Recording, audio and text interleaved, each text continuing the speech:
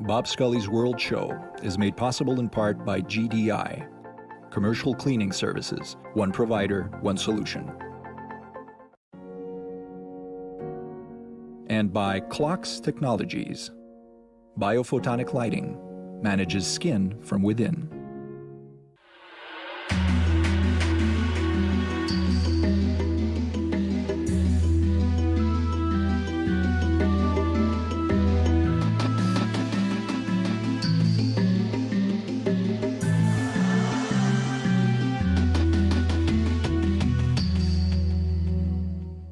Hi, this is Bob Scully, and welcome to another edition of the World Show, the Free Markets series. If you've been following the series at all, you know that once a year, perhaps the highest honor in this area is bestowed by the Atlas Network. It's the Templeton Award for Economic Freedom, and this year the winner heads the Foundation for Economic Freedom in Manila, the Philippines. His name is Calixto Chikiamco. Here he is. Calixto Chikiamco, I want to say, mabuhay. Thank you. Did I say it right? Yes, you did. Well, welcome and congratulations on the Templeton Award. Thank you. And you're working on something extremely important, which I've always suspected will be eventually a revolution around the globe, which is property rights. Correct. And people watching us may think, well, you know, property rights, what could be more obvious? But in a country like the Philippines, it's not obvious. That's right. And it's very costly. So what does the Foundation for Economic Freedom do?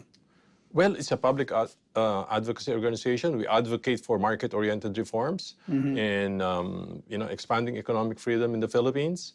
We engage in policy battles, of course, adopting the free market point of view.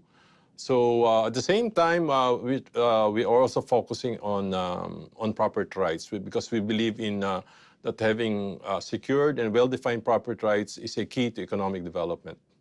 And indeed, I think it's your colleague as an economist, Hernando de Soto in Peru, who worked on the city of Cairo as an example, as a test case, who demonstrated that if you don't have proper title to your house or the land that you are working as an agricultural worker, if you don't have that, you can't finance it, you can't sell it, you can't lend it, the whole thing just stops. Sure. And you fall into poverty. Yes. How come in all these countries it developed that way? Because to us it seems so odd that you wouldn't have property rights. Well, perhaps there is in the case of the agriculture patent, there was a paternalistic view that the government knew better than what the farmer would know. So they put in a lot of restrictions on the title. There are, of course, sometimes administrative and legal reasons why a property is not titled. And that's one of the things that we worked on before this agriculture patent. We worked on residential patents. Before, in order to get a patent for a residential land, you'd have to go to court. And it would take you years to be able to get a title, and it's going to be expensive. So imagine if you're a poor farmer and you cannot afford the cost of even the publication. Of course. So what we did was we helped push a law that simplified the process and for an administrative issuance of a title rather than going to court. So in that law, the government was mandated to issue the title within 90 days of application. So it helped a lot of people already and get the documentation for their land. And of course, as in many social situations, an entrenched interest becomes a vested interest, and they fight back. They want to defend their privilege. So when they finally allowed, I was reading in the research, when they finally did allow patents, private patents on private land, then they put all kinds of little tricks in it to stretch it out and make it difficult. Yes, that's true. That's true. Well, in the case of agricultural patents, the restrictions were that you could not borrow against it and you cannot sell it within the first 5 years that you got it. However, there was another restriction in which the owner was given an option to buy back the property within 5 years of selling it. That created huge consequences. That means That means he could not get access to credit because the banks wouldn't want to touch such kind of a title in which they could not sell it if it were foreclosed. They would have to wait for 5 years. So banks didn't want to touch it. So it was like killing it, really. Yeah, that's right. So that means the farmer had to go to the underground, very expensive usurious market to be able to obtain a loan. At the same time, nobody would want to buy it and to develop it, because what if you developed it, then after 5 years, the original owner comes back to you and buys it.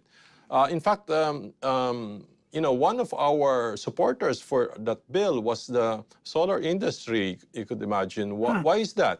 Because solar farms need lots of land. You need 1 hectare for 1 megawatt of power.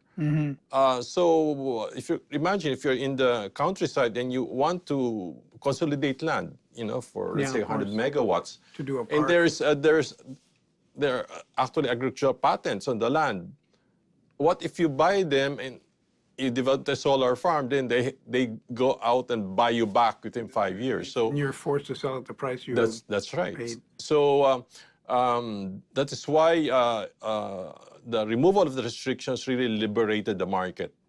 And the solar developers were quite happy with this development.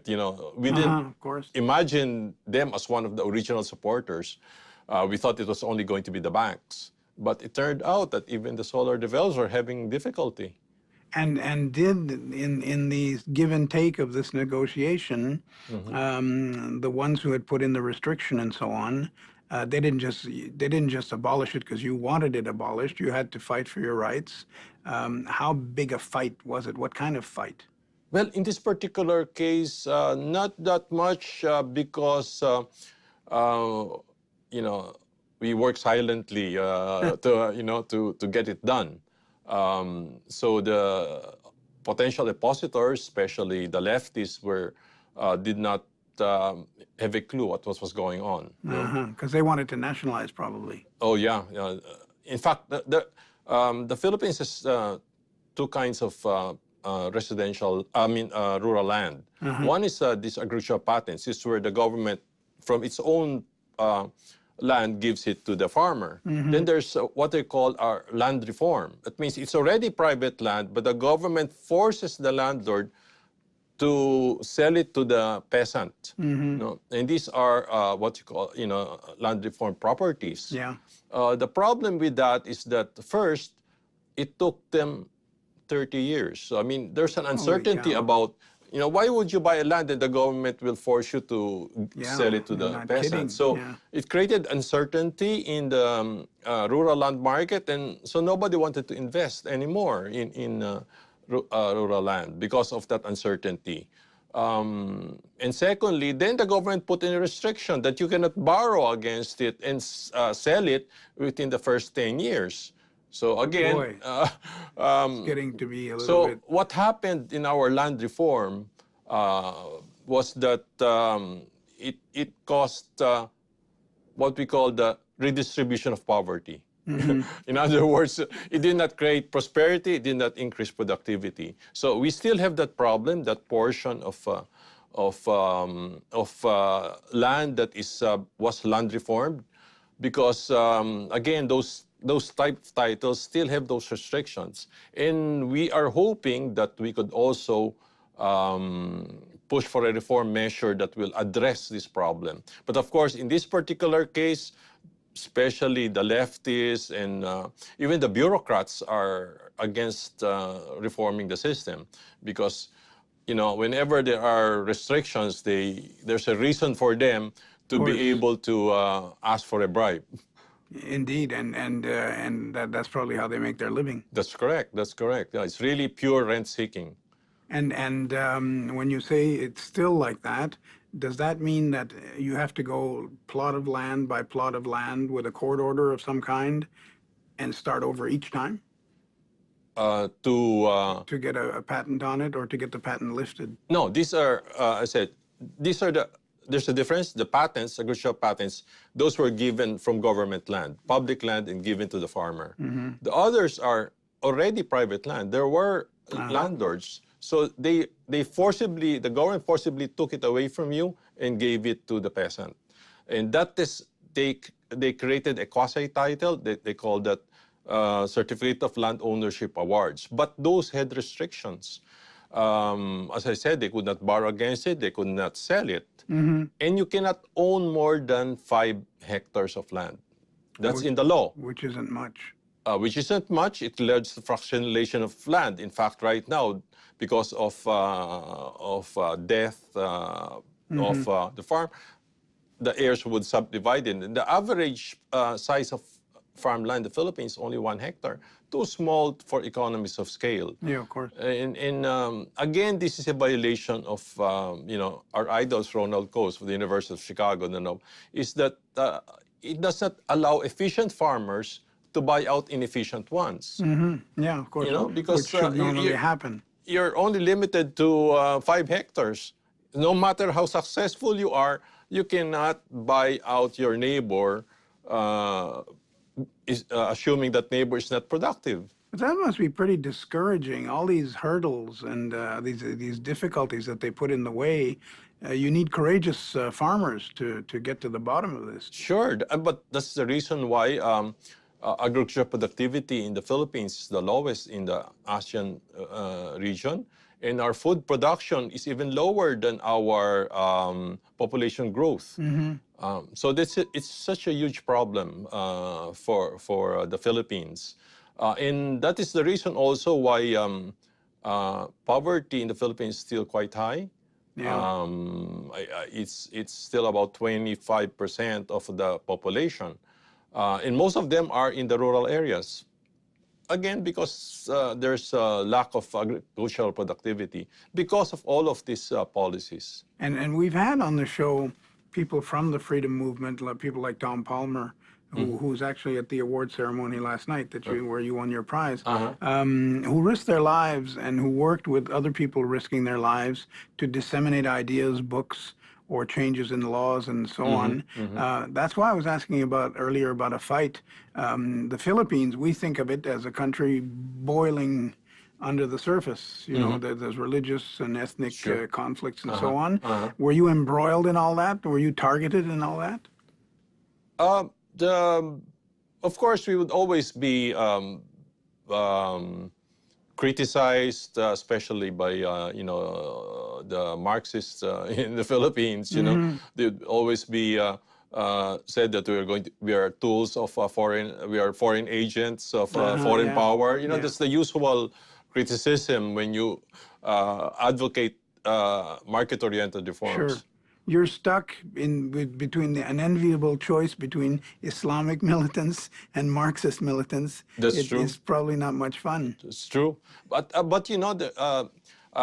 recently we had at least a historic peace agreement with a Muslim rebel group that calls for the creation. On Mindanao? Yes, in Mindanao, for creation of an autonomous government. Now, the Foundation for Economic Freedom was asked by the incoming Muslim autonomous government to provide them advice. So we're hoping that we're telling them, you could be another Hong Kong, another Singapore, because you have autonomy. You could pass your own laws. Yeah. So something what do they say? What do they say? They're very open because they want to rebuild their, war-torn region. It's one of the poorest regions in the Philippines, especially because of conflict, etc. And the Philippines in the ASEAN family is already the poorest economy, if I'm not mistaken. Not really. Well, of course, Cambodia and Laos, those are, Yeah. But I was talking about the big 6 there. Yeah. Well, it is.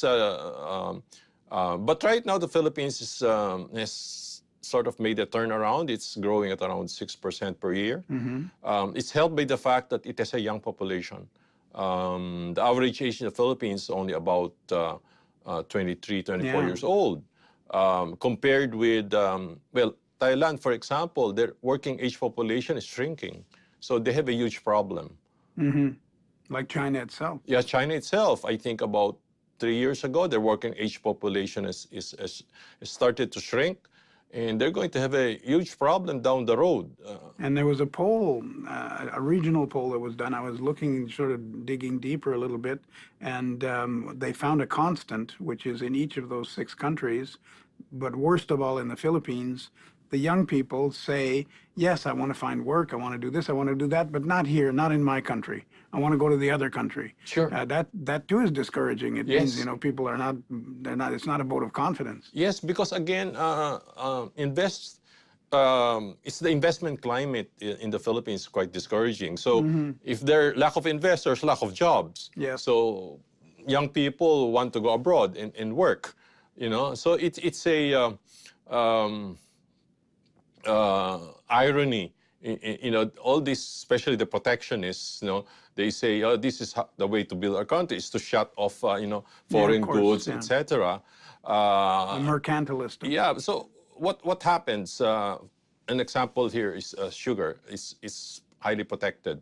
So the food manufacturers in the Philippines pay twice as much for sugar than the rest of the world. In other words, local sugar prices are twice the world market price of sugar. So what happens? We end up importing goods with sugar in it, right? And that you produce cookies anyway. or chocolates and all of that. So that's the irony of it, no? Yeah, indeed. And also, since we're in the realm of ideas, what De Soto and others and yourself, when you say that there should be property rights, it means title to a building or to land, which gives it value and can be traded and so on. That's right. And that sort of argues right away for monetary reform, a currency that is stable and that is properly backed, either adopting another country's currency or a gold standard or another standard. It seems to me the Foundation for Economic Freedom will eventually want to do that. I'm just guessing.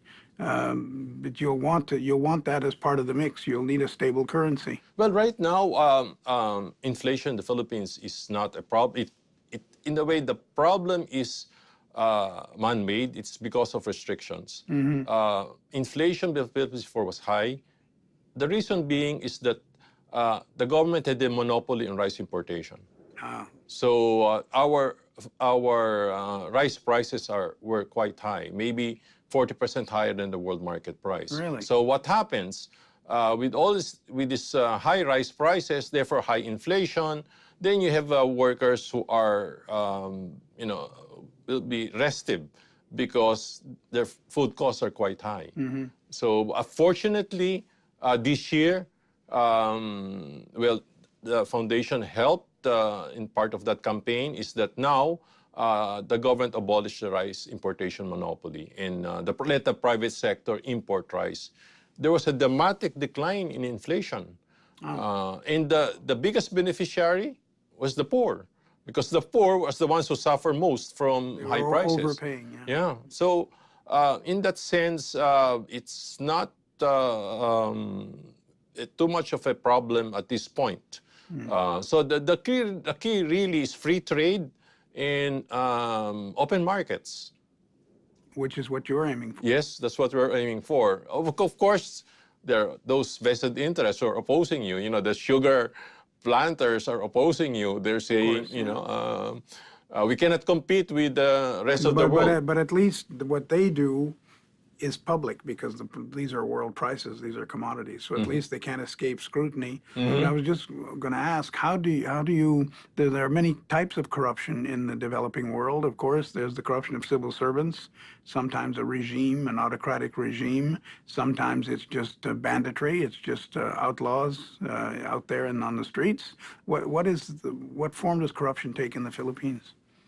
Oh, many ways of course, leakages of government funds. That's quite pervasive. So... Do they are they upset with you and trying to push you into a marginal role? Not really, because again, our approach is to provide a market-based solution. So far we have had no. They can't be against it. Yeah. At the same time, it's a good thing that a number of our fellows are actually ex-government officials, sometimes ex-cabinet secretaries. So that lends prestige to our organization, and so the government or even the others would really hesitate before criticizing our approach. Yeah. And how do you get the message out when you're a think tank and you're fighting for ideas? You might have the right ideas, but the population doesn't have a clue that you're out there fighting for that. You have to do some proselytizing, some preaching. How do you do it? Well, we engage them on if there are issues that we think we have to take a stand, we issue press releases, use social media,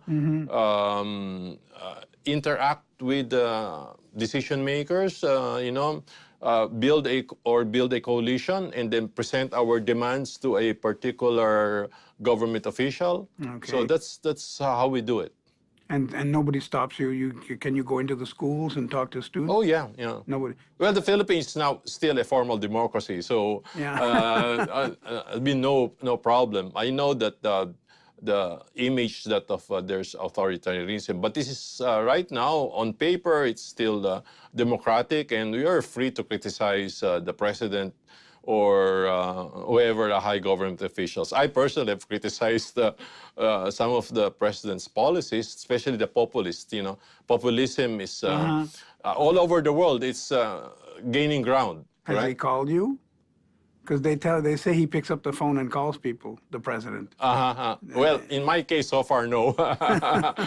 I've been in previous administrations. I've been asked to serve. If you're so good, why don't you serve? And what was your answer? My answer is no, thank you. I don't have a stomach for being, because I also have a business. I'm an entrepreneur. So what does your business do? Well, I have two businesses. One is it's quite unique. It's what they call a business processing company, or a BPO. We provide karaoke to Japan. Ah, yeah, that's interesting. So our client there is the second biggest karaoke company in Japan. Really? So I have 50 musicians in the office. Really? Yes. So it's a lively office. A lively office. Nobody falls asleep on the job. Yep, of course, yeah. And what does the other company do? The other company is an internet company. It's a cloud-based software as a service company. It's a B2B, not a B2C company. And therefore, your heart must have sunk a little bit when the president announced that he wanted to move away from the U.S. and closer to China. That's not exactly the road to free enterprise. I don't know if it's still the case. Well, I think he didn't mean that in terms of economic approach or ideology. It's more of a geopolitical play. I think he wanted to Big Bay and all that. balance the two superpowers. Because China is in a way an economic superpower already. Sure. So he wanted to get the best of both. Governments. But actually, although the president says that he wants to move away from the U.S., militarily we're still very much aligned with the United States. Well, Calixto, I look forward to going down there to practice karaoke. Oh, yeah. With your 50 musicians. Colleagues, as long as you promise not to play it. Just let me do it in the basement over there. Okay. It'll be a lot of fun. Yep. But long life to you and to the Foundation for Economic Freedom. Thank you. Mabuhay. Mabuhay. That's it, eh? Okay. All right. Long life. Thank you. Calixto Chikiamco. And now here's someone else coming up on the World Show. Although our name is the Canada Infrastructure Bank, we think of ourselves as investors. Investors, and this is the culture we're developing here and that we've set out to build, which is looking for good investment opportunities. Of course, we're not in the business of competing with private sector investors. We don't want to displace them. We want to invite them in. And so we know that our role is going to be to invest in a different way, in a way that drives the public interest and delivers services to Canadians And therefore we have to find our place and our role. But because it's a new formula to build new infrastructure, if you put those two elements together with the investor mindset, then I think the entrepreneurialism just comes naturally. One project I can speak about, which we've made an announcement on, is the new regional transit system in Montreal called the Réseau Express Métropolitain. It's a 67-kilometer, 26 surface train, 26 stations, autonomous, electrified. It is a next generation system. And I think that, and it is under construction as we speak. And I think as it comes online over the next few years, people will have a dramatically different experience than what they have today. And we expect that will be one step towards a better tomorrow from an urban transit perspective. Calixto Chikiamco, winner of this year's Templeton Award, was our special guest this week on the Free Market series of the World Show. I'm Bob Scully. Have a great week. Thanks.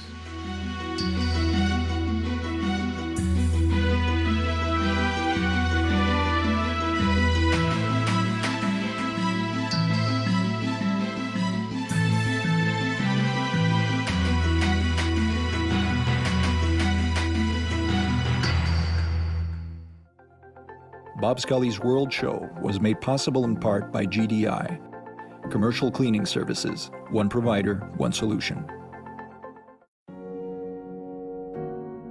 And by Clocks Technologies, biophotonic lighting, manages skin from within.